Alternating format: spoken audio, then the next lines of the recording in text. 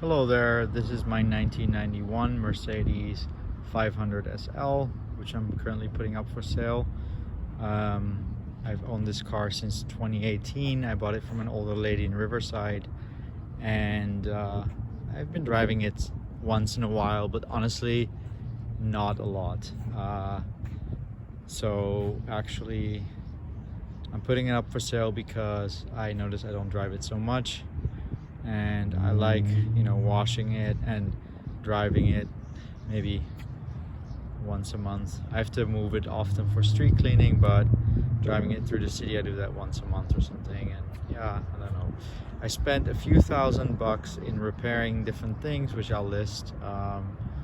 And I'm currently selling it as is, to anyone who is interested in the Mercedes-Benz era, in which the cars still look like, hand-built, solid quality.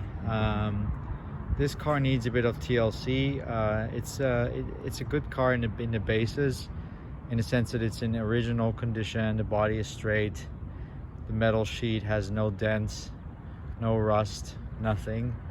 The interior needs a bit of love as well. It's sort of, I wouldn't say falling apart, but it's definitely like, there's a few things, there's sun damage, things like that, which I'll show you in a second.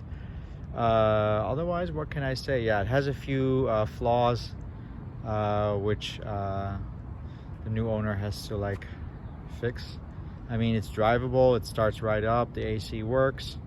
The soft top is the original one from '91, which is in good condition because it was barely used by the previous owner. But the window is the plastic is a bit yellow. I'll show that in a separate video, the condition of the soft top. The electronics, the hydraulics still work. The headliner of the hardtop is hanging loose, so it has to be either removed as a complete thing, in which case you'll see the inside, the white metal sheet of the hardtop, or the headliner has to be replaced or repaired. But yeah, the soft top works well. Otherwise, everything works. The AC, the windows, the windshield wipers, the radio. I disconnected the CD changer because it kept getting stuck, and now the original Becker stereo kept saying error, but it does work, and the antenna also works. Speakers weren't that great, to be honest. Otherwise, everything works. There's a few things. One is the brake pads in the front.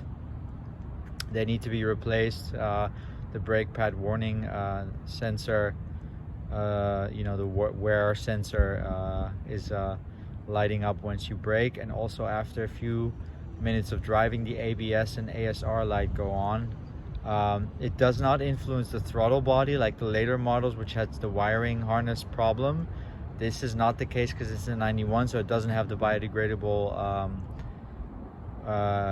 wiring harness of the engine. I know this because I had several of these, the S-Class, W140, W124, and they all had that problem. This is not the same. So when the ASR light goes on, it does not go into limp home mode. It is related to the ASR ABS system, which is the brakes. Probably a sensor that needs to be replaced on the wheels, speed sensor. But again, I'm selling it as is, so it needs to be someone who gets that and understands what the process is there. Yeah, otherwise it's good. It's a good car. It starts right up. I said that already. The Fisco fan, like the cooling fan of the engine, which is a mechanical one with a clutch, like the Fisco clutch, I replaced it already twice, and for some reason it keeps going into that thing where the clutch works, so the engine does not overheat. It actually cools well, but the clutch keeps engaging too often, meaning that it sounds a bit, you can hear the fan when you rev up, and yeah, it's cooling too much. So I would actually, if I keep this car, I would bring this clutch back to AutoZone. I got it from AutoZone. It was $80. Probably bad quality or whatever. So it does cool, it's just that you hear it like not that interesting. It comes with 2 keys, and the thing is, the key that actually works in the ignition smoothly, which is the one that's used the most, the original bigger key, that one, the battery doesn't work, so you can't use it You can't use the key fob. The smaller original key, which has the key fob that works, that key itself, somehow when you use it in the ignition, it doesn't feel smooth. And I know that these cars tend to be very picky or like finicky with the ignition, so I don't want to jinx anything there. So I always just use the big key. The ignition lock on the driver's side door, or no, sorry, the driver's side door lock, when I brought it into a garage because they had to do some things on the engine once, they said the central locking was going a bit hysterical. And after months after that, when I got it back, when the battery went dead on that big key fob, I noticed that when you put the key in that door and you rotate it, it basically does nothing. You have to use the trunk or the passenger side door, or have the smaller key fob with you, and in which case you can use that or replace the battery of the large key fob. The battery, I couldn't open it and I didn't want to jam it or compromise it. Anyway, I'll quickly show you, do a walk around and show you everything. So this is repainted.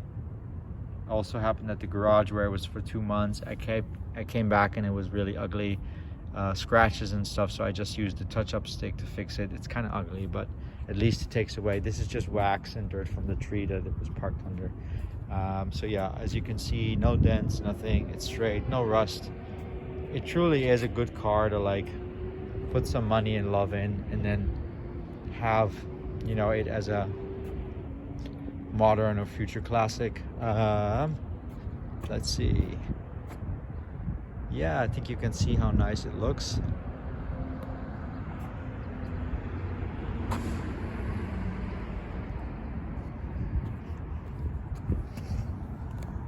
That's the bottom of the car. Not that you can see anything, but okay, going to the interior, which needs obviously some love, as I said. So let me open this. Yeah, so it works like, see, it goes green. This is the small one that works, but then the key is a bit finicky. So yeah, door cards, relatively clean.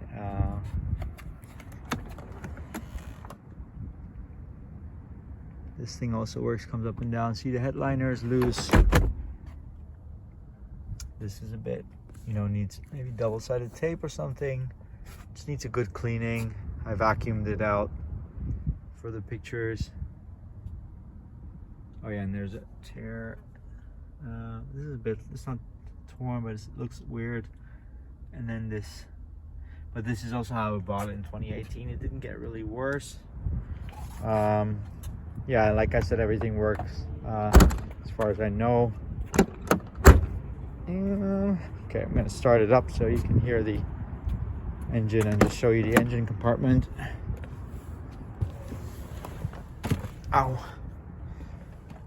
I forgot this as well, is that the door, for some reason, this door, it doesn't, see?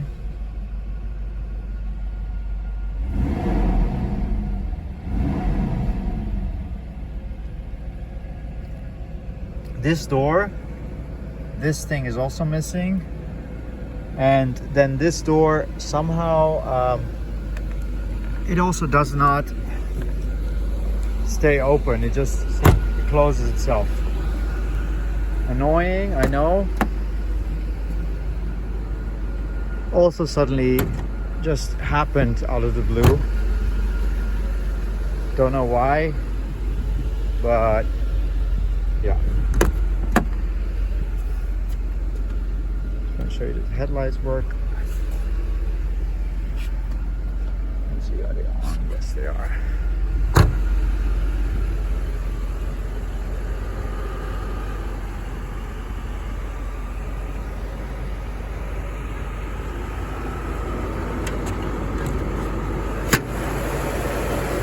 That's the engine.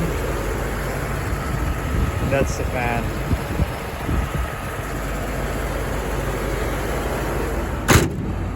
Those who know this car know what it's worth, or what the value is, what the perks are. Like I said, I'll make a separate video of the hardtop being removed and the soft top functioning up and down. so that you get a clear idea of what is going on there. This is the car. Yeah, I would love for it to go to someone who actually is willing to fix up the little things and then just drive it, because it is a nice car. You know, good condition in the bases. Oh yeah, and then the 70,000, I bought it at 68,000 miles, and for some reason at 70 it just stopped working. 2019, so I would say, I don't know, I left it at my uncle's place for so long, so it was barely driven. I would say around 2,000 or 3,000 miles, but even if you add 10,000, I mean, there is a place here in Hollywood that repairs it for $200 approximately. They changed the plastic gears inside, but I don't want to do it at this point. I think I can just sell it. Obviously, it's nicer if I repair it and sell it as if it's 70,000, but I think it's like 73,000, maybe 74,000 miles. Anyway, I hope this gave a good impression of the car. Well, yeah, the next owner will appear, I assume. Okay, take care, bye.